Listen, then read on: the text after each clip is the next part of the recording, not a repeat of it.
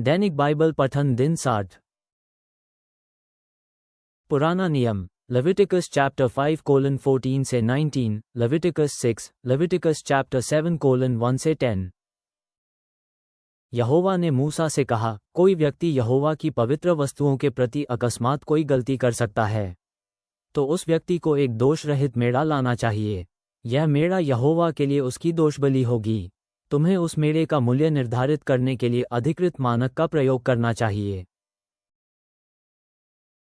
उस व्यक्ति को पवित्र चीजों के विपरीत किए गए पाप के लिए भुगतान अवश्य करना चाहिए।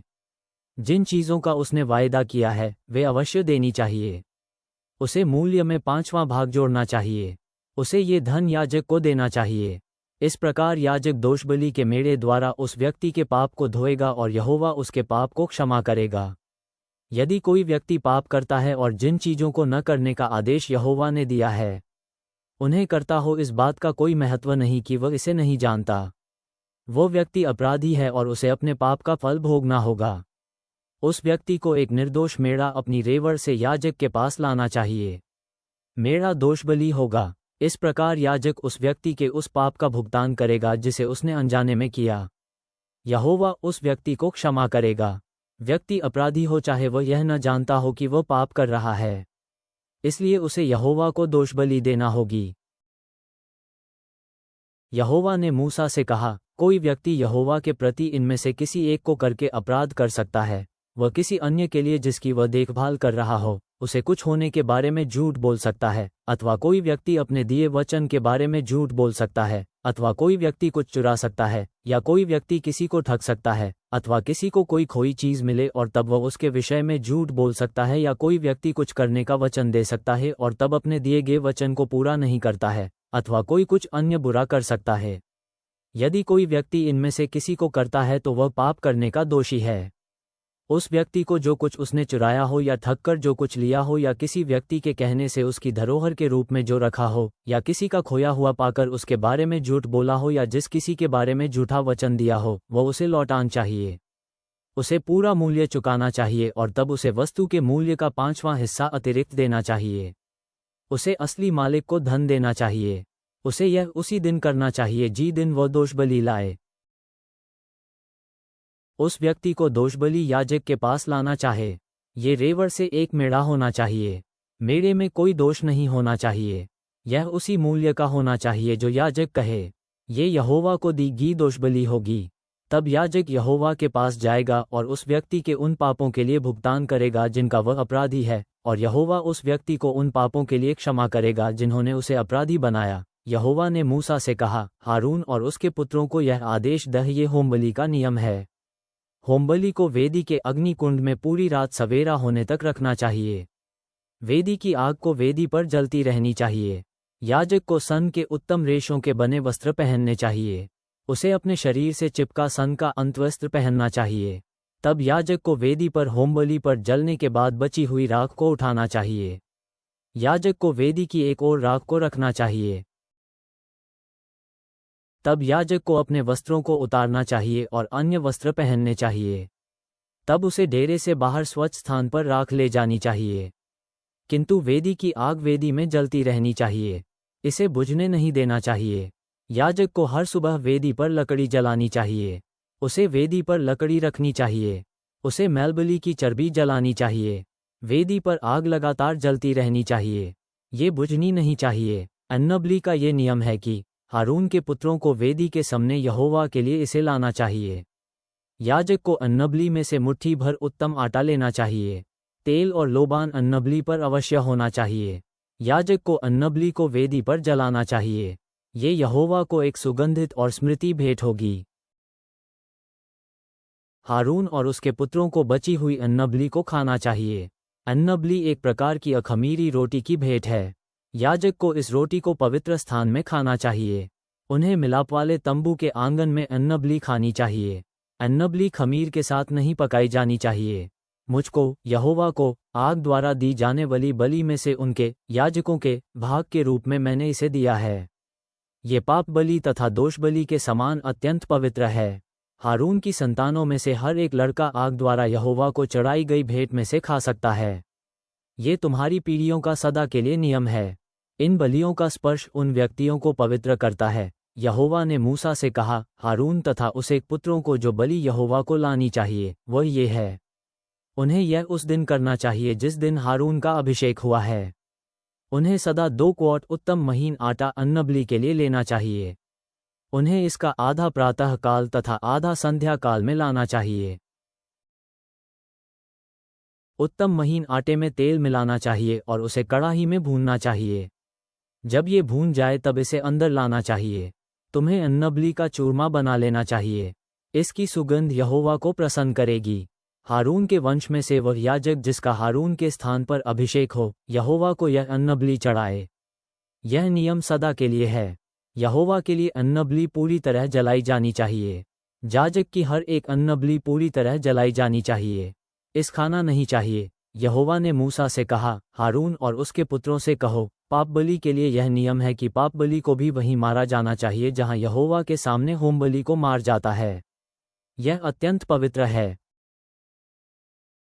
उस याजक को इसे खाना चाहिए जो पापबलि चढ़ाता है। उसे पवित्र स्थान पर मिलाप वाले तम्बू के आंगन में इसे खाना चाहिए। पापबलि के मांस का स्पर्श किसी भी व्यक्ति को पवित्र करता है। यदि छिड़का हुआ खून किसी के वस्त्रों पर पड़ता है तो उन वस्त्रों को धो दिया जाना चाहिए। तुम्हें उन वस्त्रों को एक निश्चित पवित्र स्थान में धोना चाहिए। यदि पापबलि किसी मिट्टी के बर्तन में उबाली जाए तो उस बर्तन को फोड़ देना चाहिए।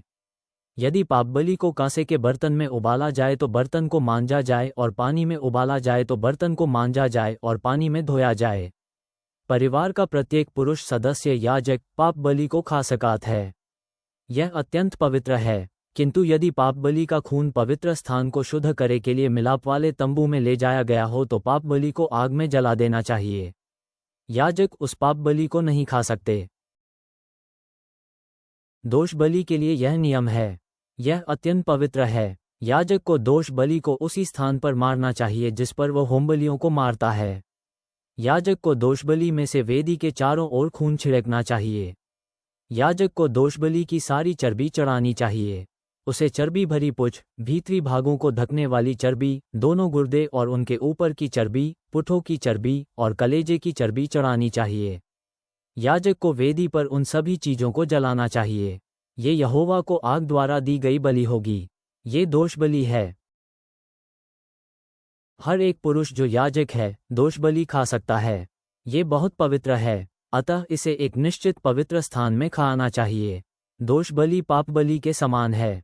दोनों के लिए एक जैसे नियम हैं। वह याजक जो बलि चढ़ाता है उसको वह प्राप्त करेगा। वह याजक जो बलि चढ़ाता है चमड़ा भी होमबलि से ले सकता है। हर एक अन्नबलि चढ़ाने वाले याजक की होती है। याजक उन अन्नबलियों को लेगा जो चूल्हे में पकी हों या कड़ाही में पकी हों या तवे पर पकी हों। अन्नबलि हारून के पुत्रों की होगी। उससे कोई अंतर नहीं पड़ेगा कि वे सूखी अथवा तेल मिली हैं। हारून के पुत्र याजक समान भागीदार होंगे। नया नियम, मार्क चैप्टर 10:32 से 52। फिर यरूशलेम जाते हुए जब वे मार्ग में थे तो यीशु उनसे आगे चल रहा था। वे डरे हुए थे और जो उनके पीछे चल रहे थे वे भी डरे हुए थे। फिर यीशु 12 शिष्यों को अलग ले गया और उन्हें बताने लगा कि उसके साथ क्या होने वाला है। सुनो, हम यरूशलेम जा रहे हैं। मनुष्य के पुत्र को धोखे से पकड़वा कर प्रमुख याजकों और धर्मशास्त्रियों को सौंप दिया जाएगा, और वे उसे मृत्युदंड देकर गैर यहूदियों को सौंप देंगे, जो उसकी हंसी उड़ाएंगे और उस पर थूकेंगे। वे उसे कोड़े लगाएंगे और फिर मार डालेंगे, और फिर तीसरे दिन वह जी उठेगा। फिर जब्दी के पुत्र याकूब और यूहन्ना यीशु के पास आए और उससे बोले, गुरु, हम चाहते हैं कि हम जो कुछ तुझसे मांगे तू हमारे लिए वह कर। यीशु ने उनसे कहा, तुम मुझसे अपने लिए क्या करवाना चाहते हो? फिर उन्होंने उससे कहा, हमें अधिकार दे कि तेरी महिमा में हम तेरे साथ बैठें, हम में से एक तेरे दाएं और दूसरा बाएं। यीशु ने उनसे कहा, तुम नहीं जानते तुम क्या मांग रहे हो। जो कटोरा मैं पीने को हूँ, क्या तुम उसे पी सकते हो? या जो बपतिस्मा मैं लेने को हूँ, तुम उसे ले सकते हो? उन्होंने उससे कहा, हम वैसा कर सकते हैं। फिर यीशु ने उनसे कहा, तुम वह प्याला पियोगे जो मैं पीता हूँ? तुम ये बपतिस्मा लोगे जो बपतिस्मा मैं लेने को हूँ? किंतु मेरे दाएं और बाएं बैठने का स्थान देना मेरा अधिकार नहीं है। ये स्थान उन्हीं पुरुषों के लिए हैं जिनके लिए ये तैयार किया गया है। जब बाकी के 10 शिष्यों ने ये सुना तो वे याकूब और यूहन्ना पर क्रोधित हुए। फिर यीशु ने उन्हें अपने पास बुलाया और उनसे कहा, तुम जानते हो कि जो गैर यहूदियों के शासक माने जाते हैं उनका और उनके महत्वपूर्ण नेताओं का उन पर प्रभुत्व है, पर तुम्हारे साथ ऐसा नहीं है।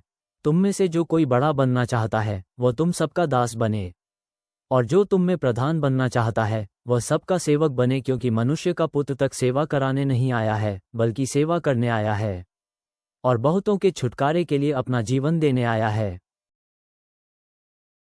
फिर वे यरीहो आए, और जब यीशु अपने शिष्यों और एक बड़ी भीड़ के साथ यरीहो को छोड़कर जा रहा था तो बरतिमाई अर्थ तिमाई का पुत्र नाम का एक अंधा भिखारी सड़क के किनारे बैठा था।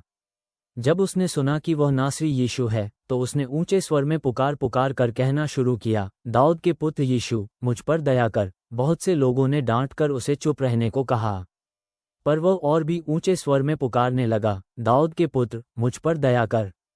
तब यीशु रुका और बोला, उसे मेरे पास लाओ। सो उन्होंने उस अंधे व्यक्ति को बुलाया और उससे कहा, हिम्मत रख, खड़ा हो, वह तुझे बुला रहा है। वह अपना कोट फेंककर उछल पड़ा और यीशु के पास आया। फिर यीशु ने उससे कहा, तू मुझसे अपने लिए क्या करवाना चाहता है? अंधे ने उससे कहा, हे रब्बी, मैं फिर से देखना चाहता हूँ। तब यीशु बोला, जा, तेरे विश्वास से तेरा उद्धार हुआ। फिर वह तुरंत देखने लगा और मार्ग में यीशु के पीछे हो लिया।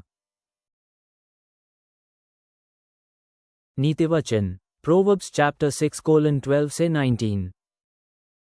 नीच और दुष्ट वह होता है जो बुरी बातें बोलता हुआ फिरता रहता है, जो आंखों द्वारा इशारा करता है और अपने पैरों से संकेत देता है और अपनी उंगलियों से इशारे करता है, जो अपने मन में षड्यंत्र रचता है और जो सदा अनबन उपजाता रहता है।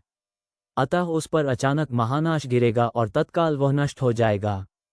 उसके पास बचने का उपाय भी नहीं होगा। ये हैं 6 बातें वे जिनसे यहोवा घृणा रखता, और यही 7 बातें जिनसे है उसको बैर, गर्वीली आंखें, झूठ से भरी वाणी, वे हाथ जो अबोध के हत्यारे हैं, ऐसा हृदय जो कुचक्र भरी योजनाएं रचता रहता है, ऐसे पैर जो पाप के मार्ग पर तुरंत दौड़ पड़ते हैं। वह झूठा गवाह जो निरंतर झूठ उगलता है, और ऐसा व्यक्ति जो भाइयों के बीच फूट डाले। स्वर्गीय पिता, हम नम्र हृदय के साथ तेरे सामने आते हैं और लेवी व्यवस्था में वर्णित अपनी प्रतिबद्धताओं और कार्यों की गंभीरता को पहचानते हैं। हमें अपनी कमियों को स्वीकार करने और सुलह की खोज करने में मदद कर, जैसा कि तू हमें धार्मिकता का मार्ग सिखाता है। मरकुस में हम विश्वास की सुंदरता और सेवा की इच्छा को देखते हैं। हमें मसीह के उदाहरण का अनुसरण करने और तेरी इच्छा को साहसपूर्वक खोजने की हिम्मत दे। नीतिवचन में चेतावनी दी गई कपटपूर्ण राहों से हमारी रक्षा कर और हमें सत्यनिष्ठा व प्रेम के साथ जीने के लिए मार्गदर्शन दे। हमारे हृदयों को आशा में दृढ़ कर। आमेन।